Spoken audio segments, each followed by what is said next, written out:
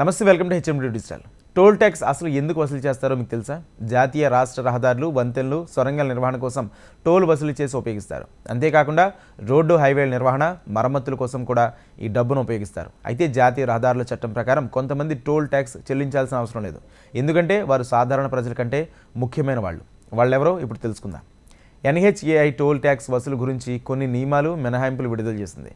వాహనం రకం, ప్రయాణించే దూరం బట్టి టోల్ ట్యాక్స్ మారుతుంది. ట్రక్కులు, బస్సులకు, కార్లకు కూడా వేర్వేరుగా ఉంటుంది.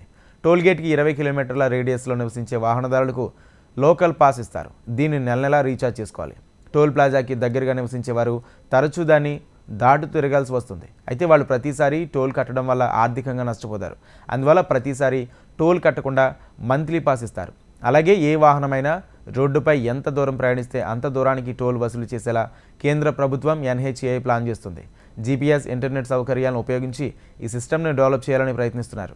ఇదే జరిగితే భవిష్యత్తులో మరింత పారదర్శకంగా టోల్ వసూలు అవుతుంది. మీరు కేవలం 2 కిలోమీటర్ల కారులో వెళితే 2 కిలోమీటర్లు ఎంత టోల్ కట్టాలో అంతే ఆటోమేటిక్గా డెబిట్ అవుతుంది. అదే మీరు లాంగ్ టూర్ అంటే సుమారు 200 కిలోమీటర్లు వెళితే దానికి అవసరమైన టోల్ ఆటో డెబిట్ చేస్తారు.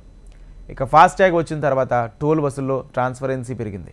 కేంద్ర ప్రభుత్వ నియామకాల ప్రకారం కొన్ని వాహనాలకు టోల్ ట్యాక్స్ ఉండదు. ముఖ్యంగా ద్విచక్ర వాహనాలకు టోల్ ట్యాక్స్ లేదు. అంబులెన్స్, ఫైర్ ఇంజిన్ లాంటి వాహనాలకు కూడా టోల్ ఉండదు. సైనిక వాహనాలు, రాష్ట్రపతి, ప్రధాని, ముఖ్యమంత్రులు, ఎంపీలు, హైకోర్టు జడ్జిలు వాడే వాహనాలకు టోల్ ఉండదు. పరమవీర చక్ర, అశోక్ చక్ర లాంటి అవార్డులు పొందిన వారికి ప్రభుత్వ బస్సులకు కూడా టోల్ వసూలు చేయరు. ఇందులో ప్రభుత్వ బస్సులు అంటే అద్దె బస్సులు కావు. కేవలం ప్రభుత్వం అండర్లో నడిచే బస్సులకు మాత్రమే టోల్ ఉండదు. ఇదే కాకుండా 24 గంటల్లో ఒకే టోల్ ప్లాజాను 2 సార్లు దాటితే టోల్ ట్యాక్స్లో 1.5% మాత్రమే చెల్లించాల్సి ఉంటుంది. 2 కంటే ఎక్కువ సార్లు దాటితే మొత్తం టోల్ ట్యాక్స్లో 2/3 వంతులు మాత్రమే చెల్లిస్తే సరిపోతుంది.